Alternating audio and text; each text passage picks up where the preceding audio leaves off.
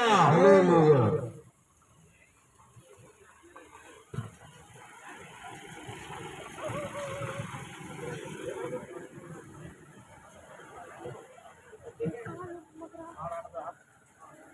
ప్రియమైనటువంటి చిన్నకల్లు గ్రామవాసులకు ఈ సాయంకాలం సమయంలో యేసుక్రీస్తు ప్రభు నామములో మీకు అందరికీ శుభములు తెలుపుతున్నాం. ఈ సాయంకాల సమయంలో ఈ రీతిగా పాటలు పాడుకుంటూ మీ మధ్యకు రావటకు ఆ కారణం తెలుపుటకు మేము ఎంతగానో సంతోషిస్తున్నాం.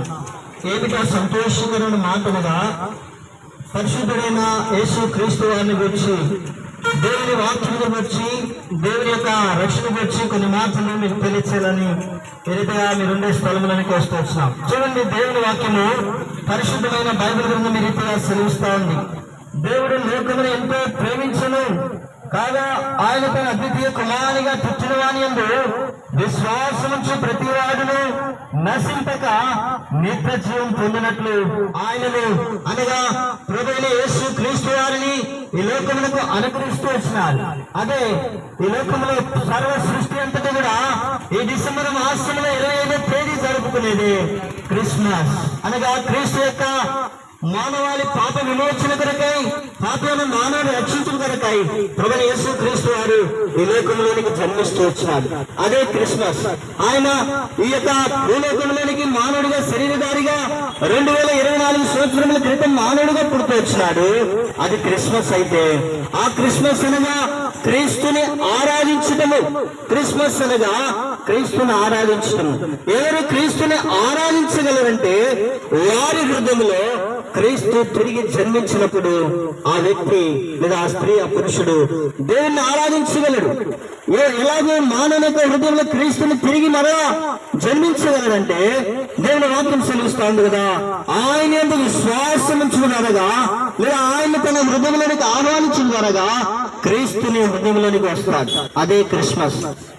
అదే క్రిస్మస్. యేసుక్రీస్తు ప్రభువారు ఎందుకు ఈ లోకంలో మానవుడిగా పుట్టుకొచ్చినాడు? కారణం ఏమనగా పాపి అయిన మానవుని ప్రేమించినాడు. పాపి అయిన మానవుని ప్రేమించి పాపి అయిన మానవుడి కొరకై ప్రాణం పెట్టుటకు ఇష్టపడుతూ వచ్చినాడు ఆ దేవుడు. ఎందుకు యేసుక్రీస్తు ప్రభువారు ఈ లోకంలో పుట్టవలసి వచ్చింది? ఎందుకు శిలువలో చనిపోతూ వచ్చినాడు? ఎందుకు సమాధి చేయబడుతూ వచ్చినాడు? ఎందుకు మరణమును మృంగి వేసి మరణమును జయించి తిరిగి మృత్యుంజయుడు లేచినాడు? కారణం ఏమనగా భూమి మీద పుట్టిన ప్రతి మానవునికి పుట్టుక ఎలాగైనదో మరణం ఉన్నది. మరణం తర్వాత మరణ నిత్యత్వం అనగా నిత్య జీవనది.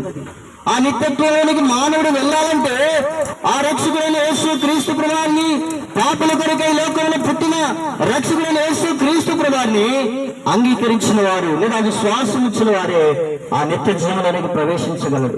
యేసుక్రీస్తు ప్రభువారు నీ కొరకే నా కొరకే పరలోకమును విడిచి ఈ లోకానికి వచ్చినాడు. ఆయన ఎంత విశ్వాసం ఉంచితే నీకు నిత్య జీవం వస్తుంది.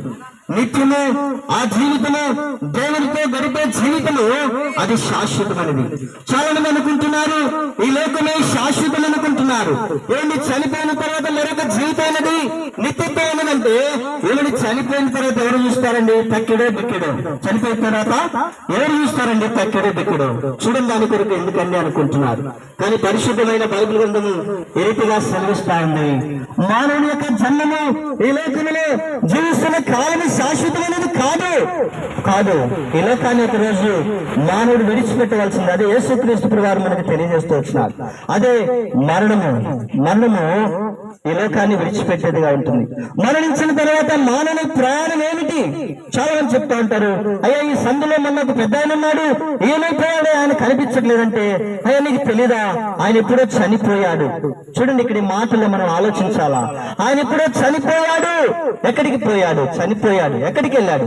ఎక్కడికి? మానవ యొక్క గమ్యస్థలం. మరణం తర్వాత ఏమిటంటే పరిశుద్ధమైన బైబిల్ గ్రంథం సెలవిస్తా ఉంది, ఈ లోకంలో ప్రార్థన చేసిన మానవుడు చనిపోతే వాని గమ్యస్థలము లేదా వారి యొక్క ఆ నిత్యముండే స్థలం ఏంటంటే నిత్య నరకము.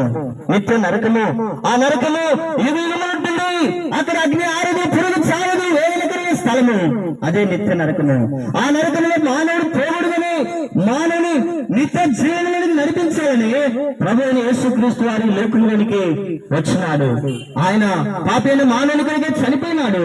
ఆయన సిలువేయబడి చనిపోయి సమాధించబడి తిరిగి మూడగంటలో ముచ్చింజ లేచినాడు. ఎవరైతే ఆయన విశ్వాసం ఇచ్చాడో వారు కూడా చనిపోతారు. యేసుప్రభువు అనే నమ్మిన వారికి మరణం ఉంది అంటే భూమి మీద ఉన్న ప్రతి మానవునికి మరణం ఉన్నది.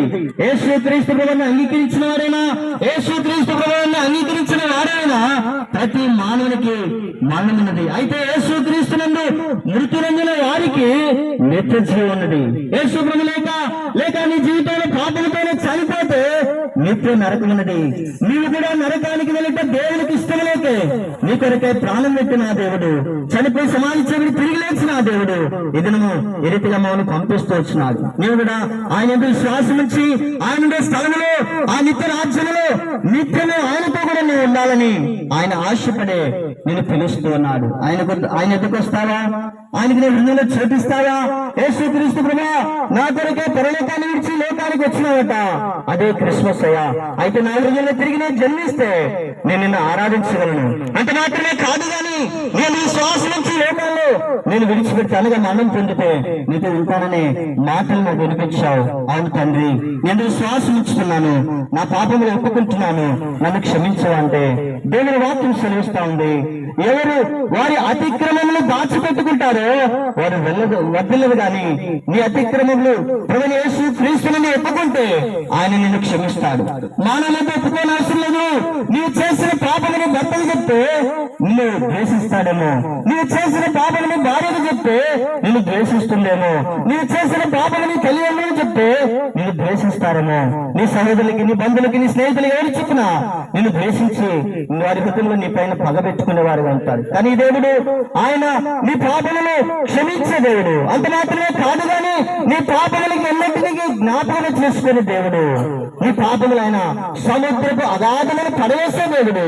నీ పాపములో ఆయన ఇప్పుడు నీ కొరకై ఆయన మ్రాణ మీద మోసినాడు. నీ పాప భారాన్నంతటిని ఆయన మోసినాడు. నువ్వు చేయాల్సింది ఒకటి, నీ పాపములు ఎత్తుకుంటే చాలు.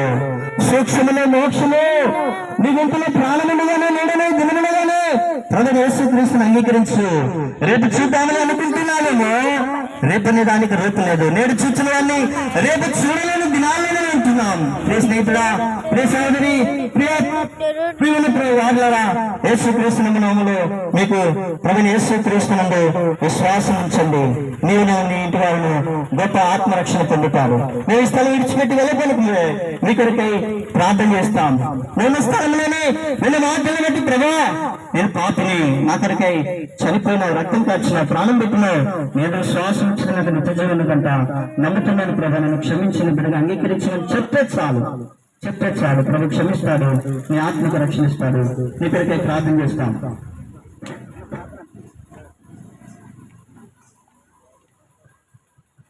కృపాసక్తి సంపన్నుడా, ప్రేమ గల